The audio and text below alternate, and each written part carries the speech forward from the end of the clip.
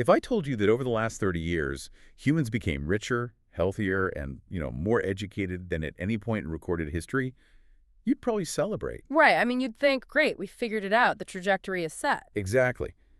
But what if I told you that exact same progress just triggered a hidden tax, like Yeah. a systemic penalty that wiped out nearly 22% of our collective development overnight? It's a massive hit.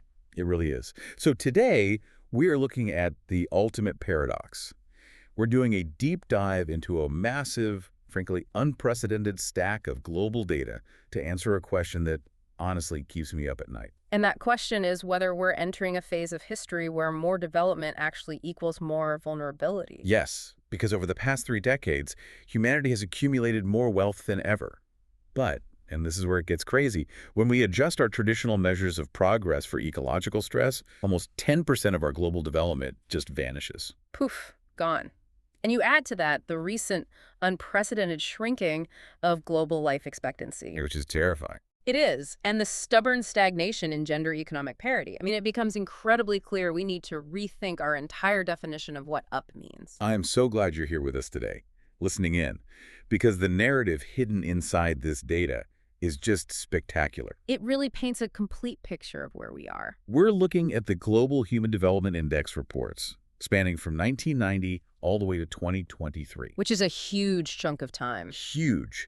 And to give us a real grounded perspective on what these sweeping global numbers actually look like for a specific society, we're also using the island nation of Dominica as a unique, powerful case study. It's such a great microcosm for this. Right. We're going to deconstruct how humanity actually keeps score, look at the brutal reality of the global gender gap that simply refuses to close, and calculate the true, often invisible cost of our progress. And we really have to start by fundamentally questioning that scorekeeping. Oh, absolutely. Because for the longest time, the only number you ever heard about on the news, the only metric policymakers seemed to care about was GDP, gross domestic product. Right. Just the raw total of economic output, like how much money is changing hands within a country's borders. Exactly. But GDP is a deeply flawed instrument if your goal is to measure actual human well-being. Right. It doesn't tell the whole story. Not at all. I mean, if a country clear-cuts its entire ancient forest to sell the timber, GDP goes up. So the economy looks great on paper. Yeah, exactly. But the local population might have lost their clean water source, their air quality, their long-term sustainability. But GDP doesn't care. It just counts the cash. Precisely. Which is why, starting in 1990, the United Nations introduced the Human Development Index, or HDI. And that was a pretty revolutionary shift in thinking, wasn't it? It really was. It basically said, let's stop just measuring the money and start measuring the people. Okay, I want to make sure you, the listener, have the vocabulary for this, because we're going to be talking about a few different variations of this index today. It can get a little alphabet soupy. Yeah, definitely. So let's start with the baseline, the foundational HDI. What exactly goes into this score? Like, how do you mathematically quantify human flourishing? Well, it boils down to 3 core pillars: health, knowledge, and standard of living. Okay, let's take those one by one. For health. For health, the metric is pretty straightforward. It's life expectancy at birth. How long can a typical person in the society expect to live? Got it. And for knowledge. It looks at education from 2 angles. First, the mean years of schooling for adults. So what is the current educational reality? Right. And second, the expected years of schooling for children entering the system. Basically, what is the future promise? Okay, so health and knowledge. What's the third pillar? The standard of living, which is measured by gross national income, or GNI, per capita. And that's adjusted for purchasing power parity, right? Yes, exactly. So it reflects what people can actually buy in their local economies, not just abstract exchange rates. Right, that makes sense. When you combine these 3 pillars, you get a single number between 0 and 1. The closer to 1.0, the higher the human development. Okay, I think I have a good way to visualize this. If GDP is just the speedometer telling us how fast the car's economy is moving. This analogy. Right. So then the basic HDI adds the fuel gauge and the engine temperature. It tells us if the ride is actually comfortable and sustainable for the passengers inside the car. That is a brilliant way to conceptualize it. It's a much more holistic dashboard. Yeah. And when we look at the trip data for humanity from 1990 to 2019, that dashboard was telling an incredibly optimistic story. We actually call this the golden era of human development. Let's linger on this golden era for a minute because the numbers in our sources are staggering. In 1990, the global baseline HDI was a 0.60. Right. By 2019, it was soaring. Wealth practically doubled. Yeah. The global GNI per capita went from roughly $11,200 in 1990 to over $20,300 by 2023. And remember, as you said, that's adjusted for purchasing power. That is insane. Yeah. That means the average human being literally had twice the economic resources at their disposal. We saw massive populations lifted out of extreme poverty during this window, particularly in East and South Asia. Right. The sheer scale of economic mobility was unprecedented in human history. Completely unprecedented. But the education numbers are what really caught my eye. Mean years of schooling jumped from 5.5 years in 1990 to 8.7 years in 2023. Yeah. We added over 3 entire years of average education to the global population. And we really shouldn't gloss over what a monumental logistical and cultural achievement that is. No, definitely not. Adding 3 years to a global average doesn't just happen. Think about what that requires on the ground. Building schools. Building tens of thousands of schools in remote areas, training millions of new teachers. It requires a fundamental shift in local economies so that children, especially girls, are allowed to sit in a classroom instead of working in fields to support their families. It's moving from a reality where a kid might barely finish primary school Yeah. to a reality where they are getting well into secondary school. Exactly.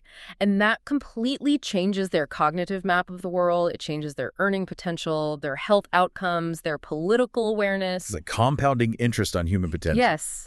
During this 30-year run, it really felt like we had cracked the code. The line on the graph was just moving up and to the right. But then the engine sputtered. We hit the cliff. We did. The data from 2020 and 2021 shows a massive historical anomaly. For the first time since the Human Development Index was created back in 1990, the global score declined. Wow. And it didn't just decline for 1 year, it declined for 2 consecutive years. Obviously, we know what happened in 2020, the COVID-19 pandemic. Right? But reading the raw numbers in the data still gave me chills. Global life expectancy had hit an all-time peak of 72.5 years in 2019. By 2021, it plummeted to 71.2. Yeah. That is a regression of over 1.6 years on a global scale, just wiped out. It's devastating to look at on a chart. It has slightly recovered to 73.3 in 2023, but the trauma to the system is incredibly visible. And we have to look closely at the gender breakdown within that health shock. Okay, let's do that. The data notes that women's life expectancy currently sits around 75.6 years, while men are lagging significantly behind at roughly 70.9 years. Wow, so almost a 5-year gap. Yes. The pandemic hit male life expectancy particularly hard, but the overall drop was universal. See, this is where I want to push back on the whole narrative of our progress, because something isn't adding up for me. What do you mean? Well, we just spent 30 years doubling our wealth. We became an incredibly rich, educated global society. But the moment a systemic shock hit, we lost almost 2 years of life expectancy globally. Right. Did our wealth actually buy us any resilience? Because looking at this cliff, it feels like it didn't. It feels like we built a mansion out of toothpicks. You have just hit on the most intense debate happening in developmental economics right now. Yes. The difference between efficiency and resilience. We spent 3 decades building a global machine that was hyper-optimized for efficiency. Right. Just-in-time supply chains. Exactly. Massive interconnected financial systems, hyper-specialized labor. That efficiency is what doubled the global GNI. But a hyper-efficient system is often a brittle system. It has no shock absorbers. None. We maximized for growth, but we didn't price in the cost of resilience. The data from 2020 shows a massive wealth gap shock alongside the health shock. Like people losing their incomes overnight. Right. GNI per capita dropped from roughly $19,000 down to $14,000 for some demographics in the worst of the economic shutdowns. Wow. That represents the brutal, immediate cost of an economy that suddenly had to hit the brakes. But the graph in our sources shows that by 2023, the raw HDI score has technically bounced back to 0.756, right? It has, yes. We are technically at a new all-time high, so didn't we recover? We did recover the numerical baseline, but what's deeply concerning is the slope of the recovery. The slope. Yeah. If you look at the line on the graph from 1990 to 2019, it's a steep upward climb. But post-2021, the trajectory has fundamentally flattened. So the momentum is just gone. Yes. Prior to 2020, we were picking the low-hanging fruit of globalization and industrialization. But the data suggests we've now moved into a zero-sum era of development, Okay. meaning the easy gains are behind us. Fighting for incremental progress today, trying to squeeze out an extra month of life expectancy or an extra few $100s of purchasing power is exponentially harder and much more expensive than it was 20 years ago. It's like we were cruising on a freshly paved highway, and suddenly we've hit a steep, muddy incline, That's exactly it. which makes it incredibly important to figure out exactly who is making it up that hill and who is getting left behind. Because averages are great for a quick summary, but they have a funny way of hiding the truth. Oh, averages are the absolute enemy of nuance. A global average can make it look like everyone is winning, when in reality, one group is soaring while another is drowning. Which brings us to a massive, glaring mystery in the data. Let's look at the gender equation. Yes, this is crucial. The strides we've made, the stalls we are stuck in, and the glass ceiling that just refuses to shatter. To do this accurately, the UN uses the GDI, the Gender Development Index. Okay, another acronym. Break this one down for us. This metric basically takes that core HDI we just talked about, health, knowledge, and income, and measures the gap between men and women within those specific achievements. Got it. A score of 1.0 means perfect equality. And the success story here is genuinely incredible. The GDI rose from 0.908 in 1993 to 0.95 in 2023. We effectively cut the foundational inequality gap in half. That's huge. And if you dig into the spreadsheets provided in our sources, you see this was largely driven by a massive generational catch-up in female education. This is one of the most positive trends in human history. Global female mean years of schooling rose from 5.39 years in 1990 to 8.41 years today. That's fantastic. But here is the truly groundbreaking statistic. Expected years of schooling for women has actually surpassed men globally. Wait, really? Let's just pause on that. Yeah. Globally, right now, a young girl entering the school system is expected to stay in school longer than a young boy. That is correct. It's 13.08 years for women compared to 12.97 for men. Wow. In terms of educational input, the historical deficit hasn't just been closed in many regions, it has inverted. The human capital is being built at an unprecedented rate. And we're seeing the health strides mirror this. Yeah. The adolescent birth rate is a key marker here, right? Yes, very important. In 1990, there were 74.9 births per 1,000 young women. By 2023, that plummeted to 39.1. That is a critical societal shift. A drop in the adolescent birth rate means millions of young women are staying in school, delaying early marriage, and avoiding the severe health risks associated with early pregnancy. It's life-changing. It is one of the clearest signals of structural social progress in the entire data set. It translates to greater bodily autonomy and a much higher baseline of personal agency. Okay, so the foundation is built. Women are educated. They are living longer than men, almost 5 years longer globally, like we said earlier. And early pregnancies are plummeting. Exactly. The human capital is 100% there. But here is where the data completely breaks my brain and where I need you to help me understand this. Okay. Despite all of this foundational parity, the wealth and labor numbers are stubbornly, frustratingly stagnant. They're frozen. Let's look at the income gap. Female GNI per capita in 2023 is $14,943. Right.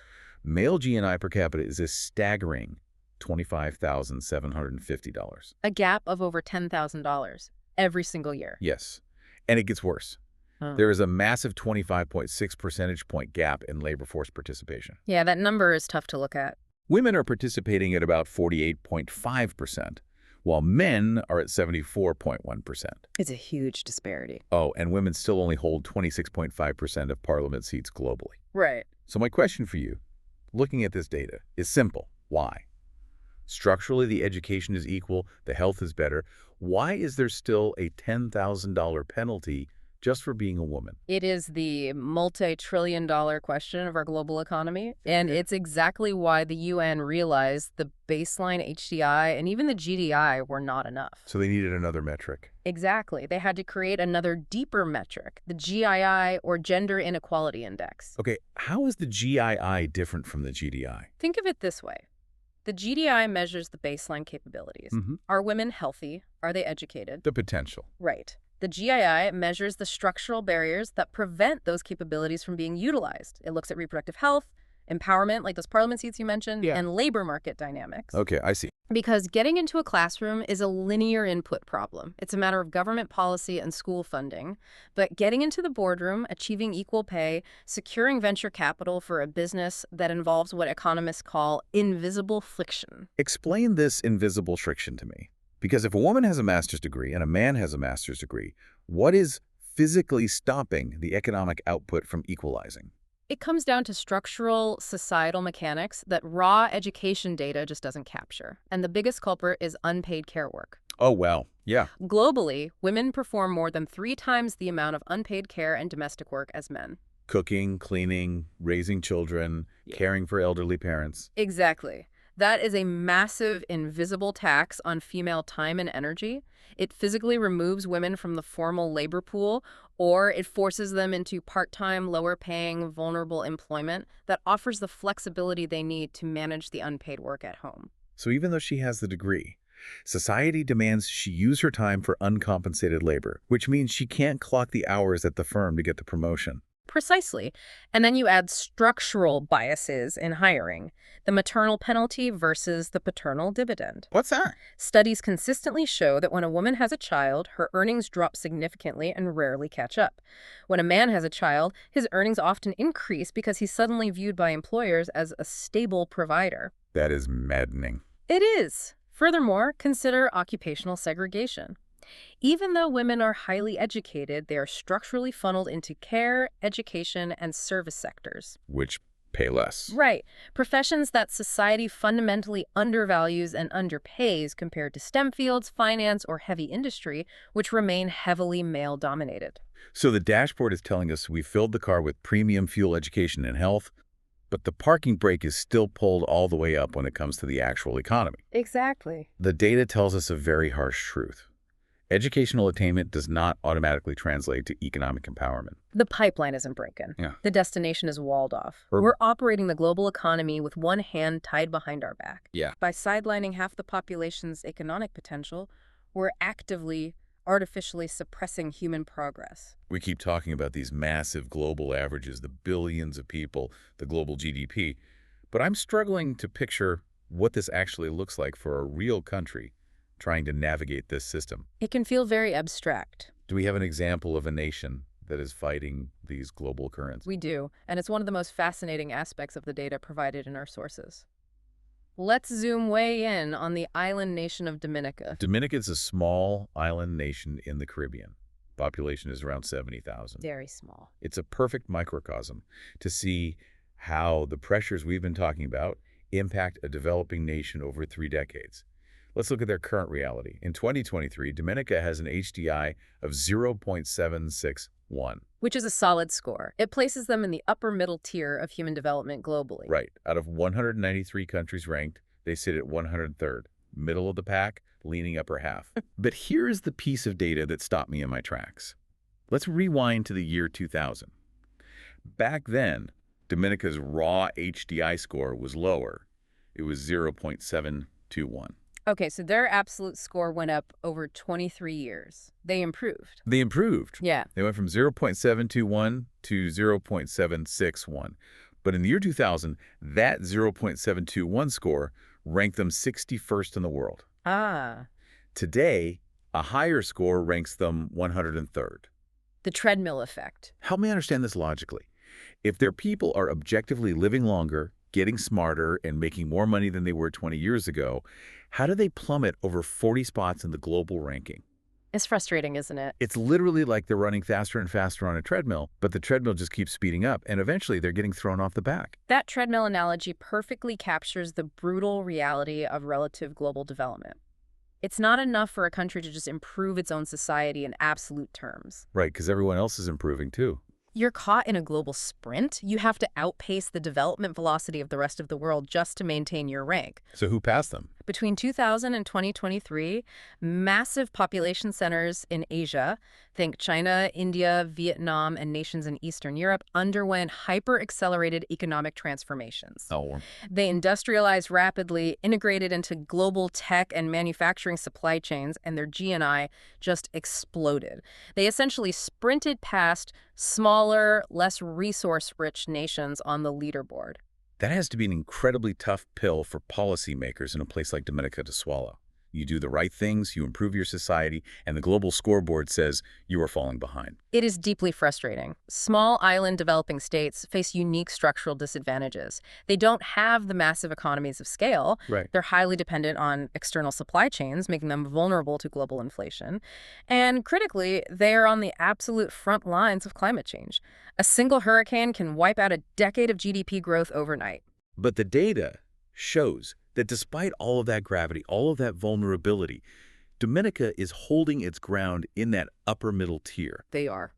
How are they doing it if they can't compete with the manufacturing might of a global superpower? They found a different lever to pull. The data is exceptionally clear on this. Dominica's superpower is education.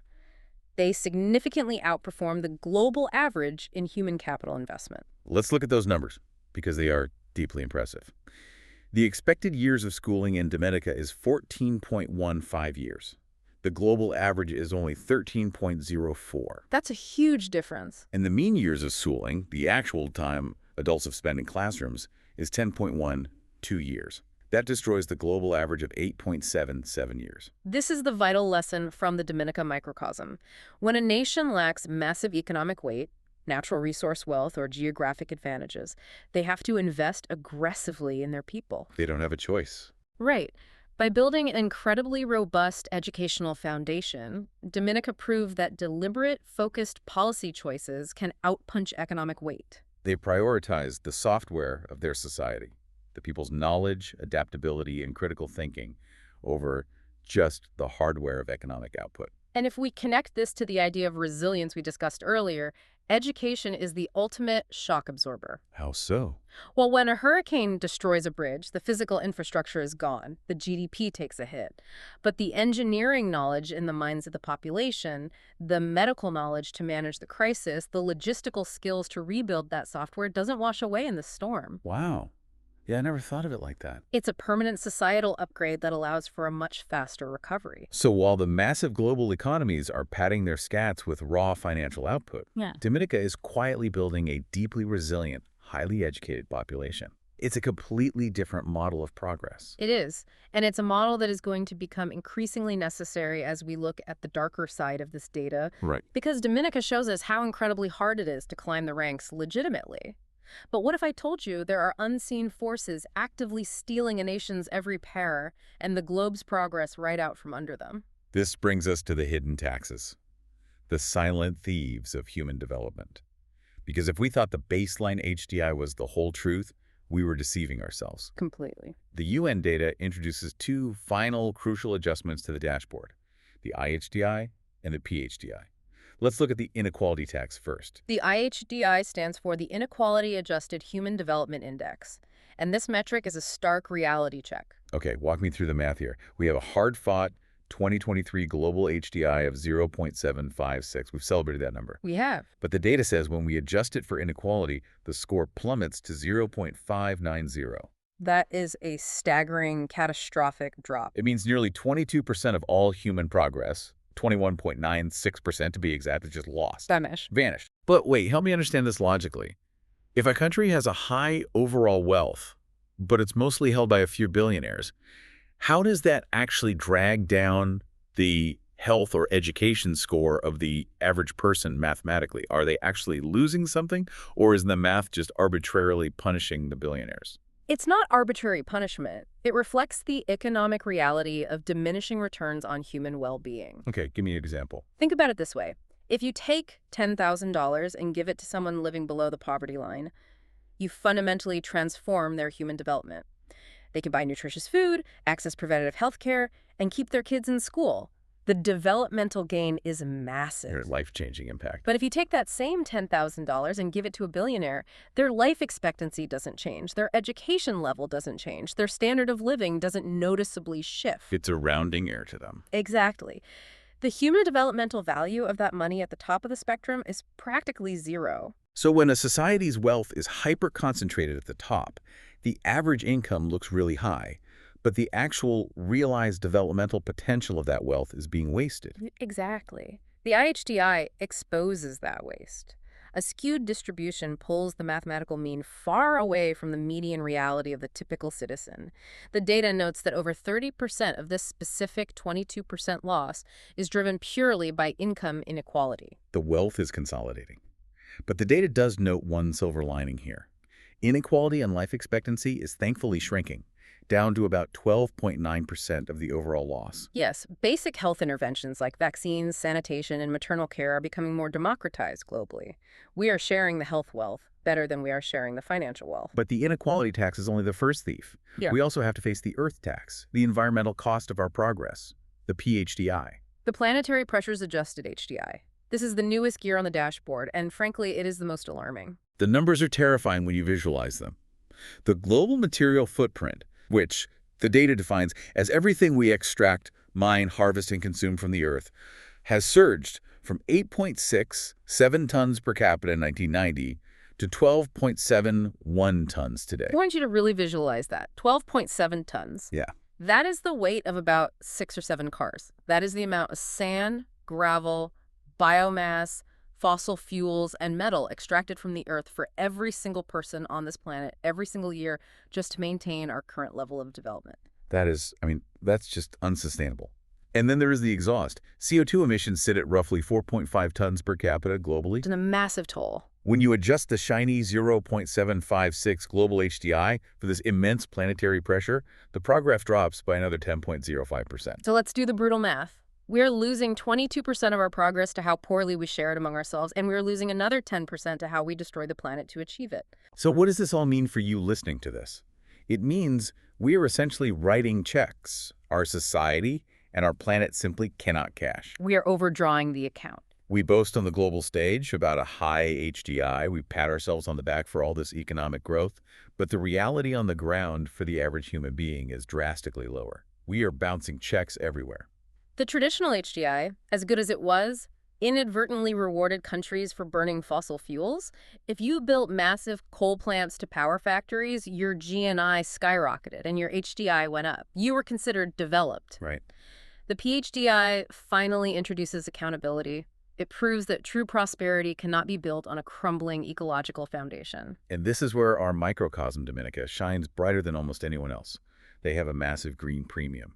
Their per capita CO2 emissions are only 2.23 tons. That is literally half the global average of 4.5 tons. Dominica serves as a vital blueprint here. They are a small island state maintaining upper-middle human development with incredible education metrics while keeping an incredibly low carbon footprint. It's remarkable. They are living proof that high development does not mandate high planetary destruction. They have effectively decoupled human well-being from ecological devastation. Which is exactly what the entire globe needs to figure out how to do in the next decade. Right, because the clock is ticking. Okay. This brings us to the horizon, the year 2030, redefining what up actually means.